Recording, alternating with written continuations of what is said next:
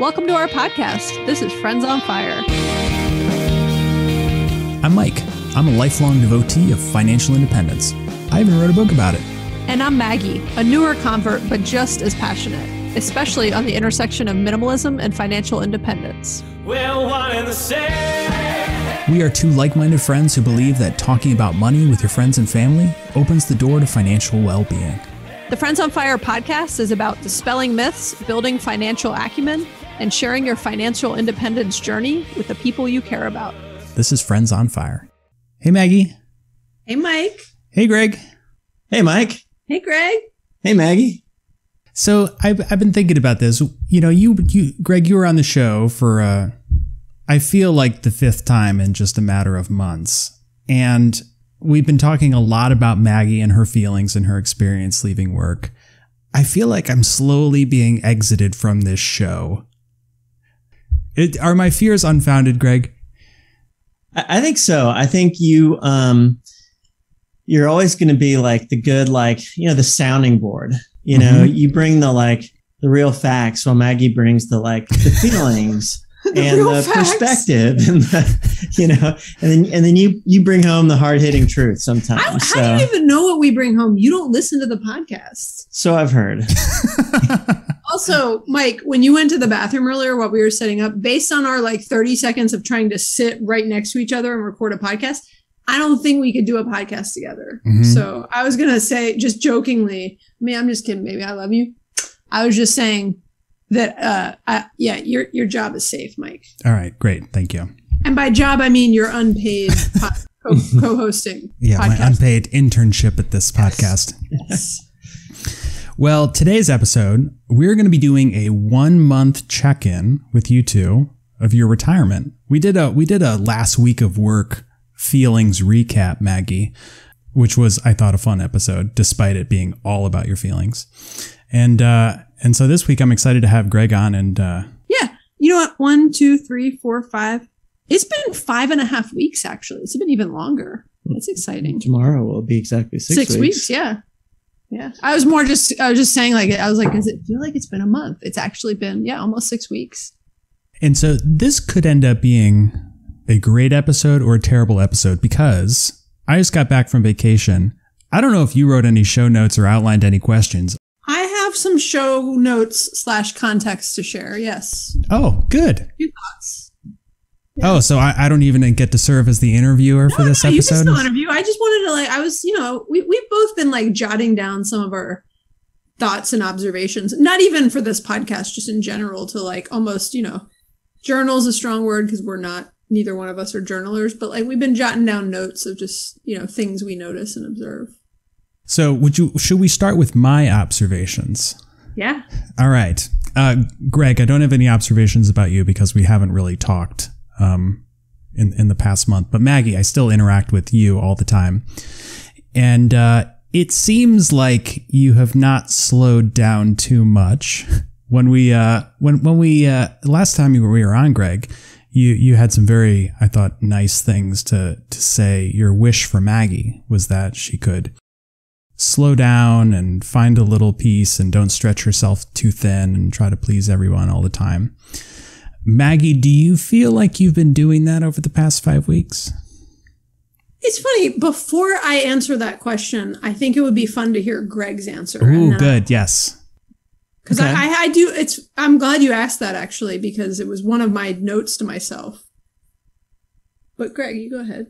Yeah, I think so. In the first week or two, I was a little worried, and there was a lot going on those couple weeks too for end of school things. And one of our daughters was graduating 5th grade, so there was a lot of graduation events going on, and we were both very involved in those. And so it was the school play was huge. Yeah, the school play, and we were helping with those. I was a little worried because even in that first week, at some point, Maggie was like, I think we should redo the kids' bedroom closet, and was coming up with projects that, again, are things that I am excited to do at some point, but just didn't feel like they needed to be done in the first week off of, after these 20-year careers. And Maggie and I had some discussions about that. And I think, I will say, I think she's been hitting a nice stride though of, slowing down, relaxing. We have slow mornings. We're both staying active, but, not overly driven by to-dos that, can be done at any time. And we both kind of committed that first month we would slow down. And I think Maggie's doing it, we've had some conversations and some reminders but overall I would give Maggie I'd say a B plus. Maybe an A minus. Maybe an A minus. I don't think I've gotten a B in my life. So okay. We'll go with an A minus then. Plus I'll work on some extra credits, so you'll push me to an A. Okay. Okay. That's interesting. I like your observation better than Mike's, who said it doesn't look like I've slowed down. Well, maybe it's just that you don't want to spend enough time with me. That's what I'm picking up here. That you have slowed down a lot, but you're just too busy for me. I get it. You were just out of town for 2 weeks. Here's the thing. Actually, what's funny is the one time I didn't have time for you was you were being so nice to offer to like wire our house with Ethernet cables. And I actually was practicing my not becoming overcommitted. So you should be, it's all, cyclical. You should be happy because I was doing exactly what Greg was asking me to do, which was not overcommit myself, right? If you called and were like, you want to go have a beer? I would have been like, let's go have a beer. You were like, let's spend hours doing a stressful project around the house. And I'm like, the one thing that I have committed, to go back to like the question, the one thing that I have committed to myself, and a lot of it was from that comment you made in the last time you were on, Greg, about that you said something, it was very sweet. We got a number of comments about it actually on social media, that you were like, my wish for Maggie is just that I'll like relax and slow down. So I committed to myself then that it definitely up until Europe, which we're like, as we record this, we leave in like a few days for 6 weeks, that I wasn't going to like start any of those projects. So I did that closet project that he's talking about. And it was before you made that my wish for you statement, by the way, I think, if I have my facts straight. And cause I got like mad at myself doing that project. I was like at one point, like in the kids' bedroom closet, like cursing at some shelving units. I wasn't even another person in the room. I was just yelling at a piece of shelving. And anyways, I realized I was like, you know what? I need to have like no goals between now and Europe. My only goal was that we had a lot of prep we needed to do for the trip. So that is the only kind of, commitment that I've truly taken on. And I've been spending my days, we've been very active. We've been working out a lot. We've been eating well. I've been getting good night's sleep, which I wasn't for like months leading up to this for various reasons. You've been meditating. So you had some goals. They were just right, good, yes. Like personal goals that are the kinds of things that are 1, 2, 3, 4, 6, 7. I'm using Way of Life, which is an app, a habit tracking app that I've off and on used for years. And are you using it too? Didn't you? No, I didn't end up. So I have 7, you can load different habits that you want to track. I loaded 7 things and I purposely kept it simple. There's times when I've used this app and I've had like 15 things in it. And you want to hear my goals, Mike? Do I have a choice? You don't, but okay. But I know you want to hear them anyways. To do my daily Wordle. That's one. It's an easy one.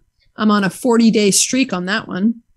That's the only one I'm on a 40-day streak on. Second one is to take my vitamins, which I'm terrible at taking. Greg sometimes used to have to like give me vitamins like I was a little kid. I've been doing them on my own. Do you take Flintstone vitamins? No, they're not chewable. Actually, we did run out of vitamins for a few days and I started eating the kids' vitamins. Okay. So I take my daily vitamins, at least one Apple Fitness class a day, which could be like a strength class or a core class. And the shortest classes are that I'll do are at least 10 minutes. A run or a walk every day, to close my exercise rings, which basically means I've had a combination of enough calories burned, activity, and standing up all day. And then, well, not standing up all day, but standing up at least hours, minute, whatever there. If you have an Apple Watch, you know what I mean. If not, don't worry about it. It's not that exciting. To floss and to meditate. And I can tell you, and meditation is probably my number one, like most important one on that list for me. And I've missed in the 40 plus days since I've retired. I started this pretty much the Sunday after my last day, I think. I've missed 7 days meditating. So, I mean, I've meditated 33 out of the last 40 days, which is that's a pretty good success rate for me. That's awesome. Yeah. Greg, what about you? Do you have something similar that you've been tracking? Not as quite as methodical as Maggie in my tracking, but definitely have been trying to, stay active. Been going to the gym a few times a week. We found this gym near our house that, we've always been like, oh, just work out at home. It's less expensive, in keeping with the theme of this show. But there's a 24-hour gym within a 5-minute drive from our house. And I discovered, we walk to it too. Yeah, we walk to it sometimes. And I was pleasantly surprised to find out that it's only $9.99 a month. And that felt hard to beat. So I've been enjoying that, and that gives me something to go do, get out of the house. Been meditating more. So again, not tracking things quite as closely as Maggie, but definitely I've been feeling, good about just trying to stick to the small little routines that, make me feel better. That's great. I'm very proud of both of you. Thanks. I have a question for you, Mike. Okay. You might not be able to answer this about Greg because you don't see him as often, but when you were even seeing me, we haven't seen each other in a couple of weeks because you've been out of town. Do I look more relaxed to you? Am I glowing? Sometimes. Well, we did record an episode a couple weeks ago, and I was like, you look really different. You look much happy. And you're like, I took a shower. Oh, all right. Yeah. Definitely not taking a shower today. Sometimes. I mean, right now, do I seem relaxed? Yes, you do seem very relaxed right now. I was just curious.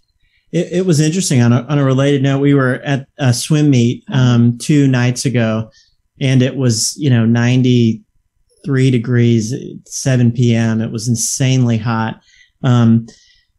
But a physician I used to work with, actually 4 years ago, had no idea that he lived in this neighborhood because I worked with him on the south side of Atlanta. He walked up and said hi and said, oh, I heard you'd retired. And he said, I didn't recognize you at first. I wasn't sure. He said, you looked so relaxed. And I was like, that looks too relaxed to be Greg, but I think it's him. And came over and said hi. And I said, well, that's so great to hear. I'm not sure whether I'm more relaxed or that I'm slightly in a heat coma from having consumed 2 beers and sat in, 90-degree heat. And so it's one of the two, but it was good to hear that I looked more relaxed. Yeah. It was funny. The first thing he said to you was, you look so relaxed. Yeah. And I was like, oh, does he know you just quit your job? I will be interested to hear if there are any other physical impacts you guys have from the reduction of stress, because Maggie, I was just giving you a hard time. You do look much more relaxed, but I think it's common knowledge that stress has physical and psychological implications, which hurts your health. And so just by working in stressful jobs, you're bound to have some sort of impacts from that. And so I'm interested, maybe in a few months, if we can talk again and just, see how your sleep is going. Maggie, how your UTIs are going. Just kidding. But there should be some noticeable improvements in your health. Yeah, I mean, I will comment on a couple just brief observations. I mentioned my sleep. I mean, we were both sleeping kind of poorly in the last couple months of work, but I think some of that was I used to sleep fairly well. As I've gotten older, it's not always as consistent.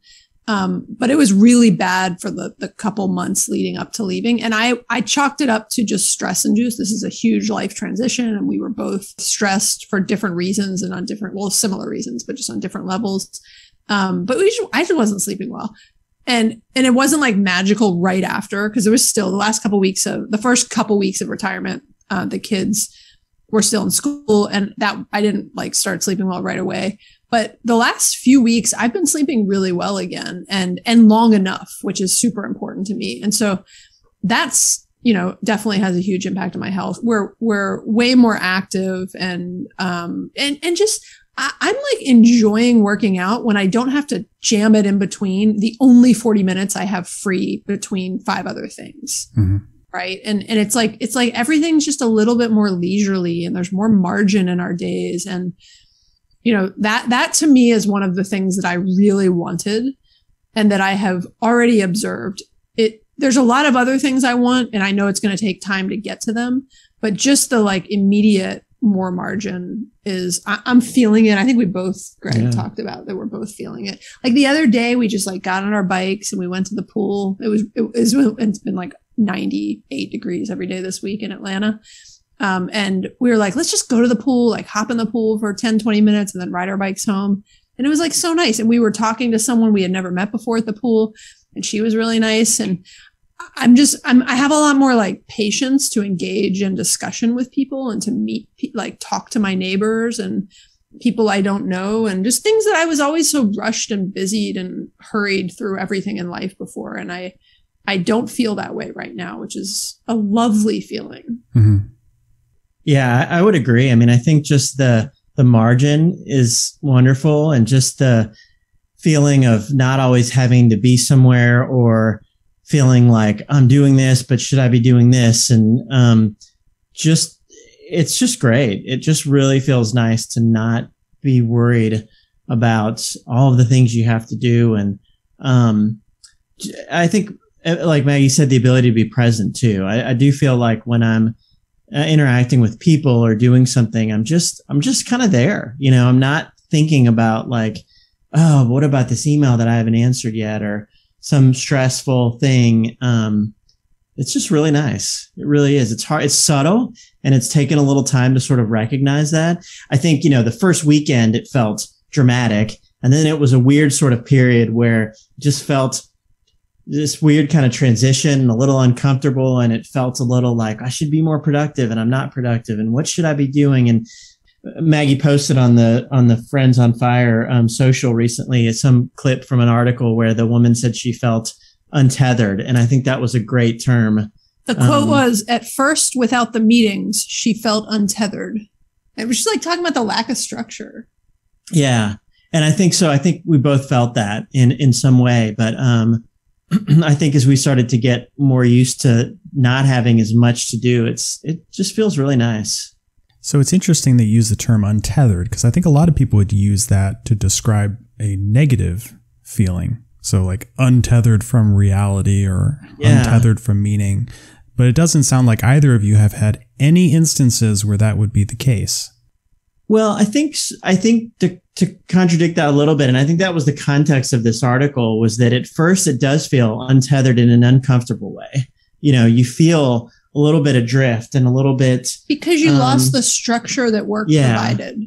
Work told you when to be at places and when to do things, and you fit everything else in around that. Yeah, and you feel like it gives you a sense of purpose each day. I mean, purpose is maybe too grand of a term, but it gives you a sense of, you know, structure. I'm going to do this, this, and this, and when that's gone, you know, for 2 days it's great, and then a week and a half in, it felt weird. You just sort of felt adrift. And I feel like it was a little odd for a few. Like I've jokingly referenced this to some people that I got to the point where I didn't even want to watch TV, which was very concerning to me. Wow. Like I was like, I think I'm tired of watching TV. I wasn't even like watching that much, but I was definitely watching more. Like that was one of my, you know, quote, leisure or relaxing activities. One of your retirement goals? Yeah. Watch more TV. Well, it was one of my, Greg saying I need to relax and I can't start projects. I was like, well, I'm allowed to watch TV, right?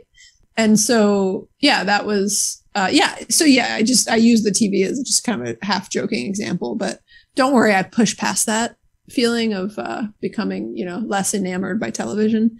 But yeah, I think the lack of structure is a huge thing that I know it because we know it from raising kids. Kids need structure. When their structure gets removed, they get all out of whack. And the same thing happened to us. The structure was removed from our life and we were kind of floating and untethered and undirected. And we had all this, you know, time to figure out how to use it. On the flip side, a fascinating kind of observation that I had, and I had to, a couple of weeks ago, look up the name for this because I was like, I know it's a thing. It's called Parkinson's Law. You know what that is, Mike? Mm-hmm. You know what that is, Greg? Mm-mm. I'm gonna teach you boys something new today. It's a longer thing, but it's the old like adage that work expands so as to fill the time available for its completion. Oh yeah. Right. So if I make the workday 8 hours. Like I'll find crap to do at work for 8 hours, right? If I know I need to leave at noon one day, somehow I'm able to get my stuff done. I shifted to an 80% schedule at work, and I changed a lot of my habits to get things done in less time, right? And what was interesting on the flip side of that, though, is I will say, though I appreciated and have noticed the margin, I've been like oddly busy during the last, few weeks. Now, a lot of it's just like we've got a lot of stuff to kind of like research for Europe. It's just somehow my days are filled. And there's a lot of days where like, even for this podcast, I was like, I was in the middle of doing some other stuff. And I was like, I've got like a 3:00, meeting today. And I need to, it took a lot to make sure that, we were here and on time, Mike. But it's just for people not on video, Maggie just put meeting in quotation marks. Like this isn't a real thing that we're doing. No, I just meant like, I don't have a lot of meetings. Podcast with you, Mike.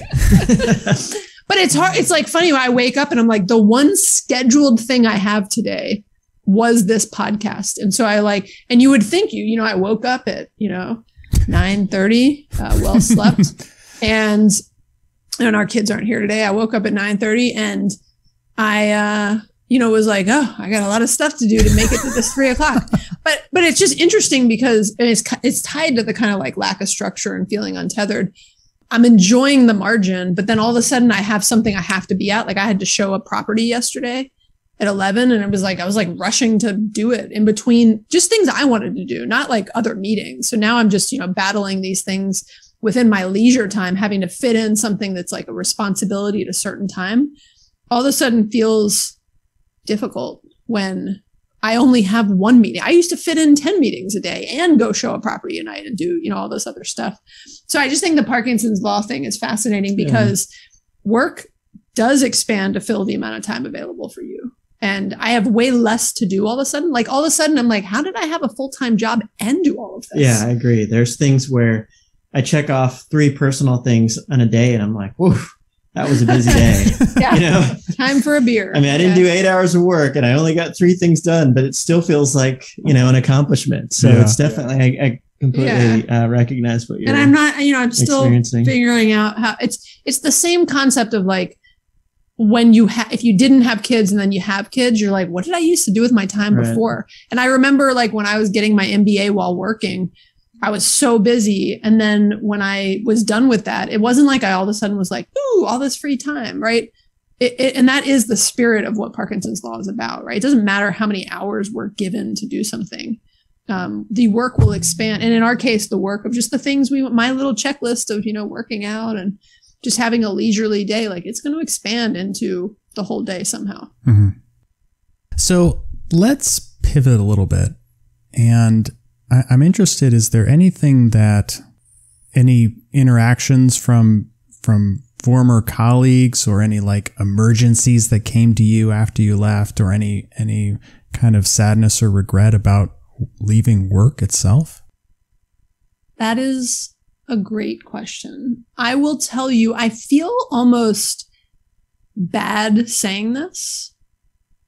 But I'm going to say it anyway. I liked my job. Like, let me go on the record and say I liked my job. I really liked the people I worked with and I loved the company I worked for. I was very grateful. I am very grateful and appreciative of all the opportunities I've had over the years. Now, look, I'm only 6 weeks in, but the one of the observations I have had that I was a little surprised by is like, I don't miss work. Mm-hmm.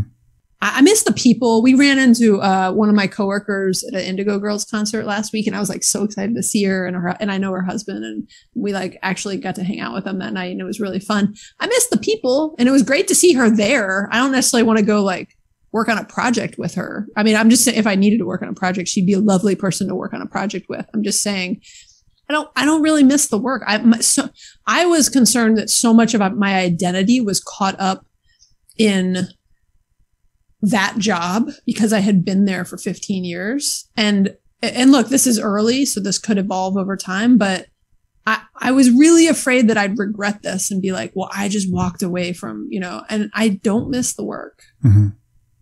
I miss the people. I miss, but I don't like, I'm okay. I'm not like sad that all the things I was afraid of have not come to fruition. What about you, Greg? Yeah, I would agree.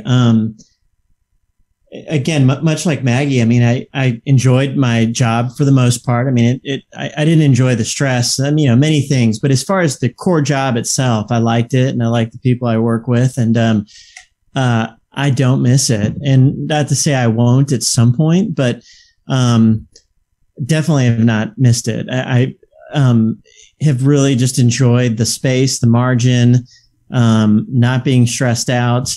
And it's funny because I've already, as I read articles, listen to podcasts, can tell there will be a time where I go, man, I have to do something. I want to get involved in something.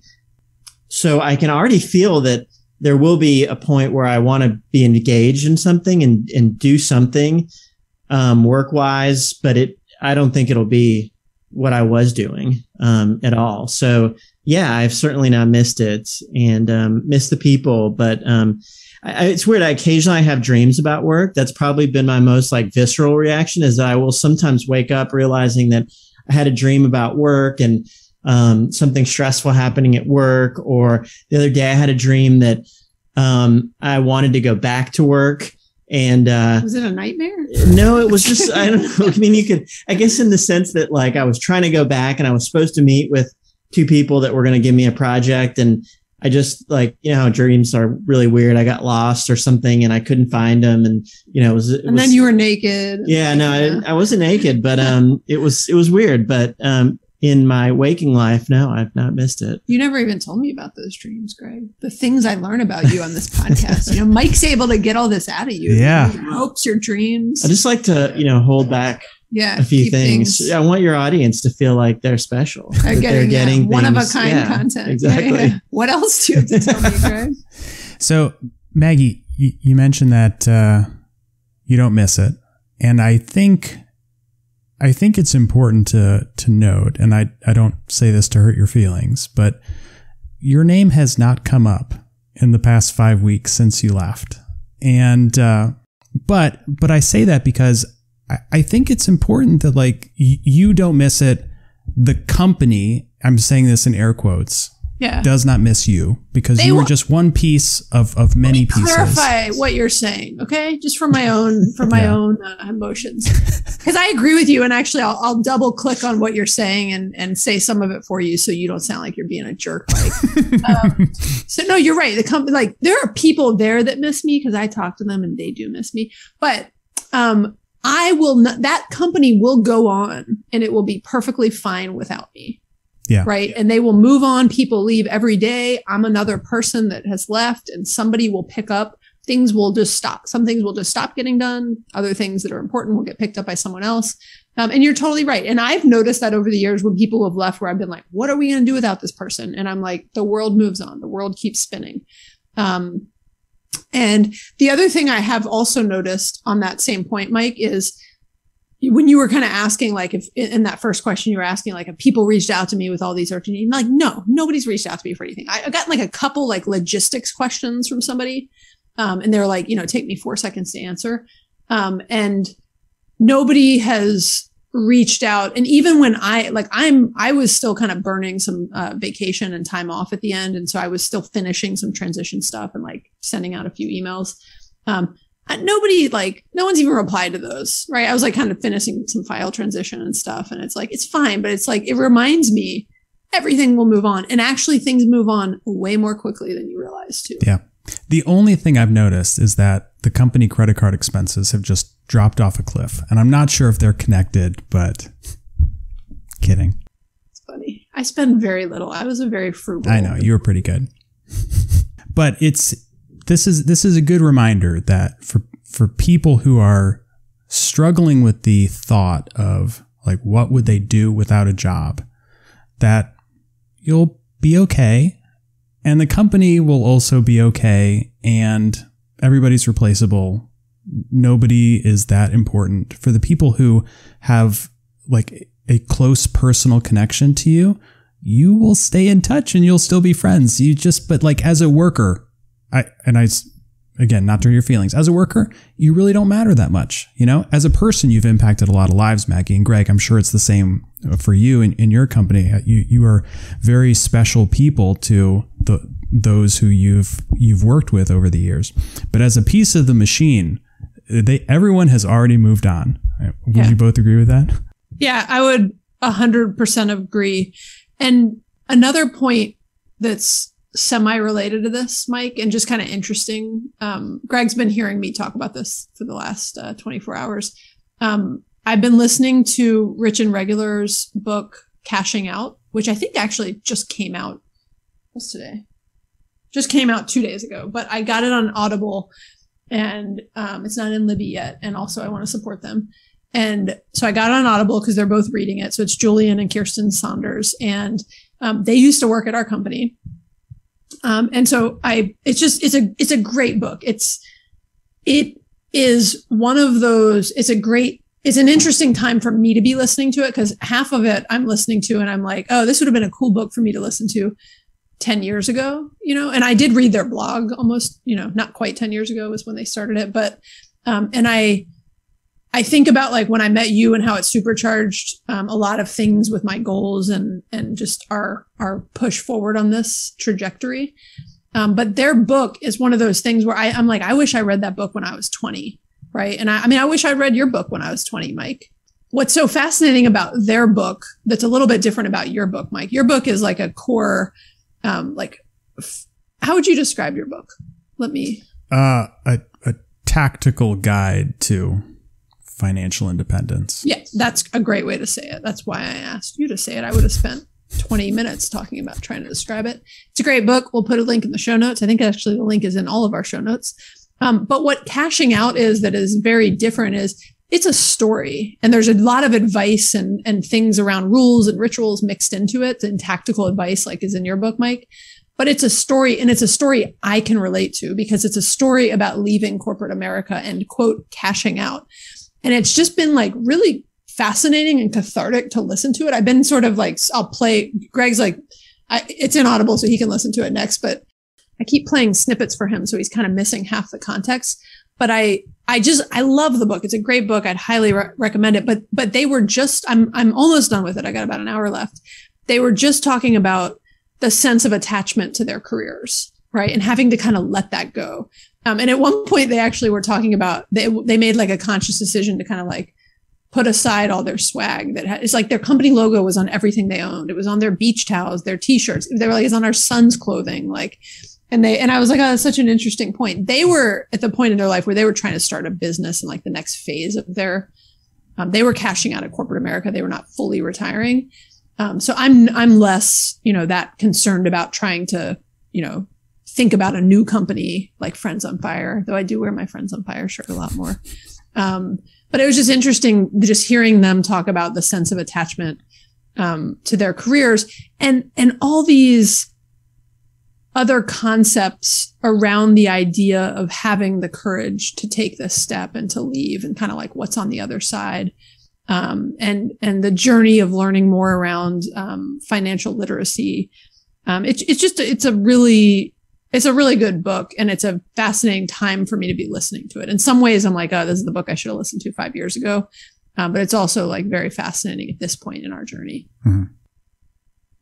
What was my question? That was not your question. I was just throwing that in because I am like really digging the book and I'm listening right now. Okay. You don't even have to ask questions. I told you I can just interview myself. Greg's still here? Oh, hey, Greg. Hey. So I want to wrap this up and give you guys one last opportunity to provide any other interesting observations that you've had in the past 5 weeks since you left work. Maybe something that's surprised you.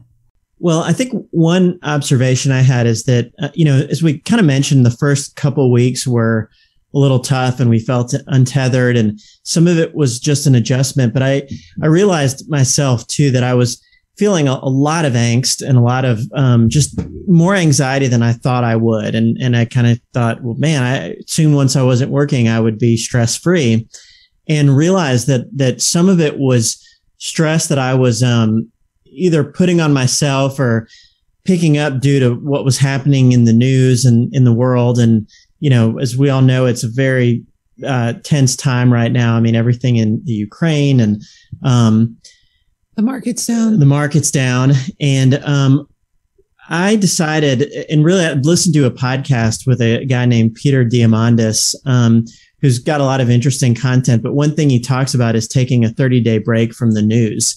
And he says, regardless of where you are in the spectrum and what news source you're listening to, most news these days is designed to get your adrenaline going. And that's what keeps the clicks up.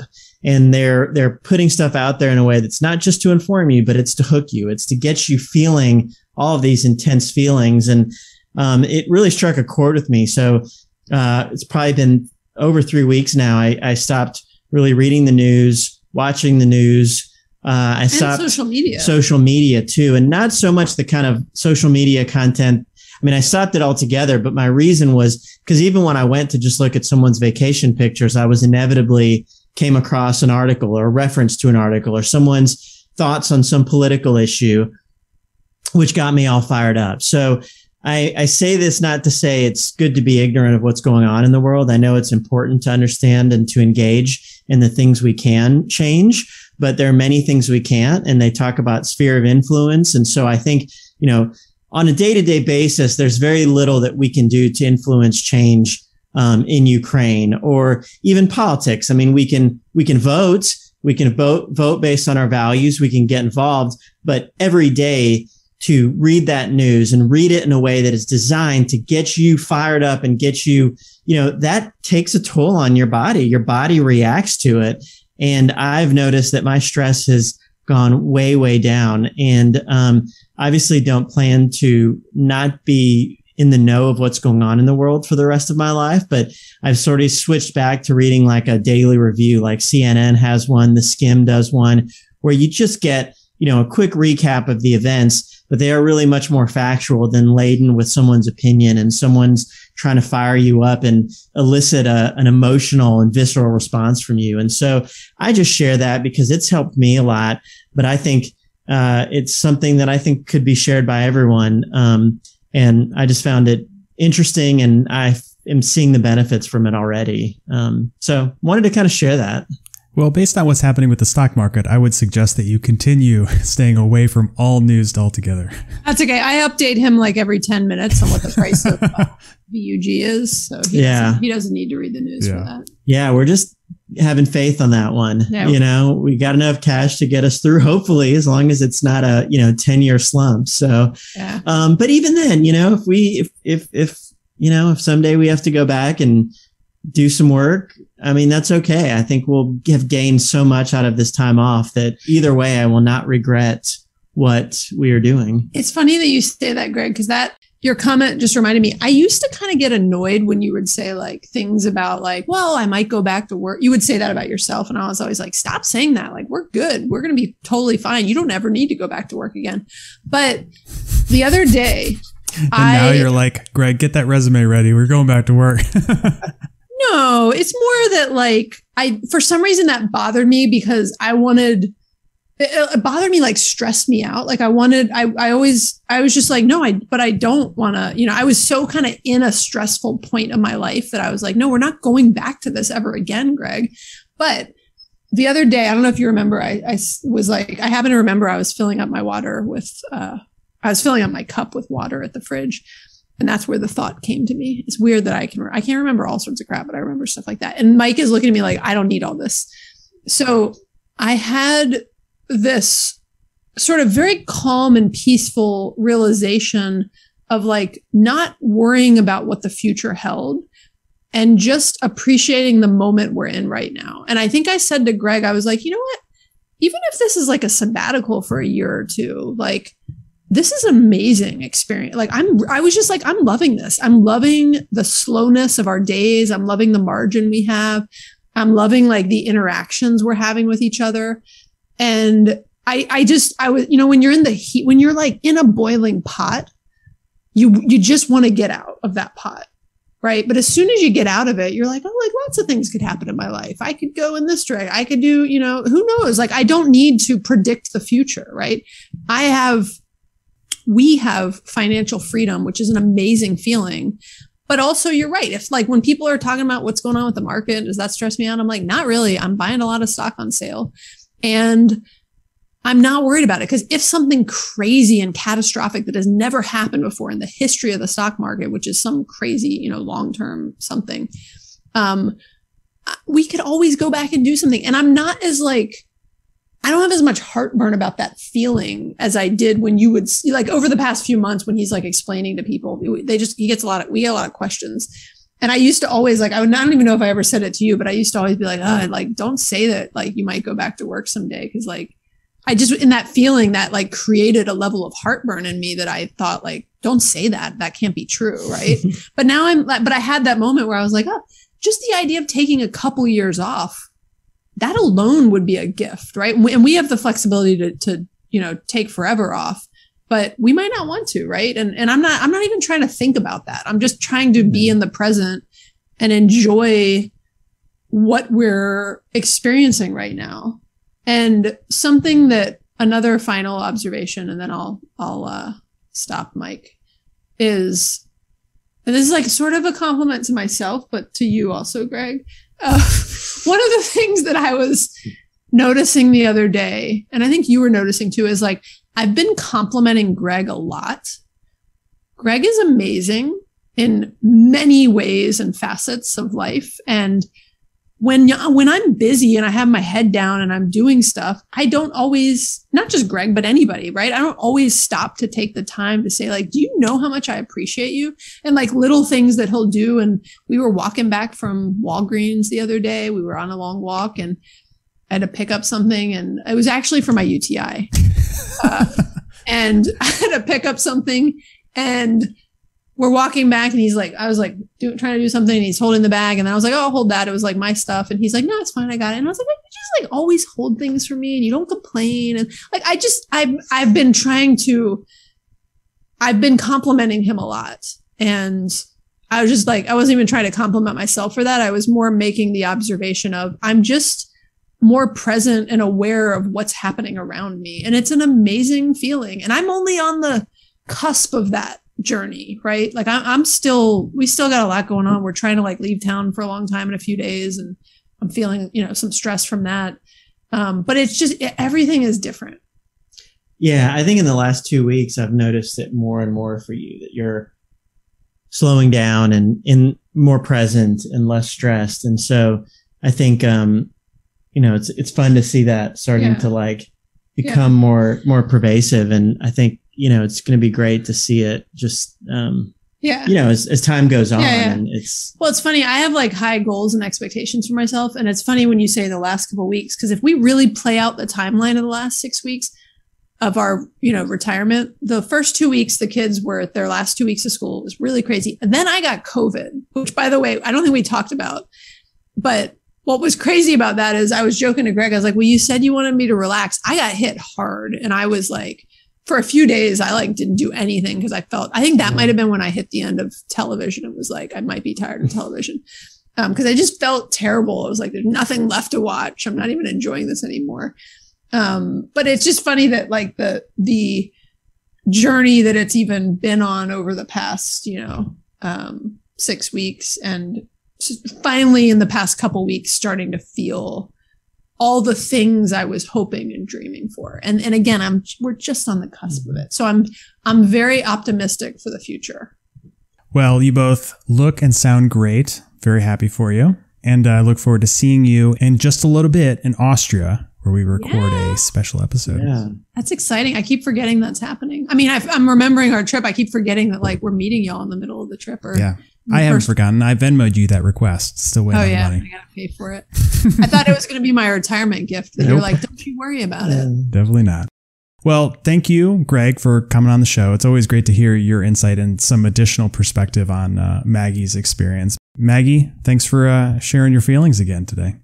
Yeah, thanks. Thank you, Mike. I try to, in the spirit of me giving people compliments, I feel like I do try to compliment you on the role that you have played in our journey. And I will compliment you again because you can't give enough compliments. You're very welcome. But I appreciate and recognize just the influence and the role that you have played in our lives and on this journey. And like I was talking about the Cashing Out book, had I read that book 5 years ago, I might be where I am today, but I hadn't. But I did meet you. And I think that was a big catapult. What's the word? Yeah, a big point on our journey that really did influence it in some big, meaningful ways. So, and I'll jump on the bandwagon of compliments too. It's you do a lot of the like unseen stuff on the podcast. I know the editing and the a lot of the production kind of stuff related to the podcast. And it was funny. We met this podcast crew. We were at Camp Fi, and they were talking about kind of outsourcing some of the editing. And they said, do you think that would help with Mike and Maggie's podcast? And so, Mike does all that and I think actually enjoys it. And they were like, that's amazing. Cause that's, I guess, what I'm not in the world of podcasting, but it sounds like for many podcasts, that's the part people don't want to do. So to have half of the duo actually enjoy it and do such a great job is great. So I'll just share that with you as well, Mike. Thanks. I appreciate that. I'm not sure if he nodded when you said, I think you enjoy it. I think you enjoy it. Right? I think I enjoy having control over the quality of it. That's why I enjoy many things. He enjoys getting to edit me out when he wants to. That's exactly right. The privilege. All right. Let's wrap this one up. Okay. Thanks everybody for listening. If you've been challenged or inspired by what you've heard, please rate and review the show. You can also subscribe to make sure you never miss an episode. If you have any thoughts or questions, we'd love to hear from you, and you could also leave us a voicemail or text us at 404-981-3370 or hit us up on Instagram. Okay, thanks, Mike. Thanks Maggie. Greg. Thanks, Greg. Yeah, thanks for having me on. Bye, all. Bye.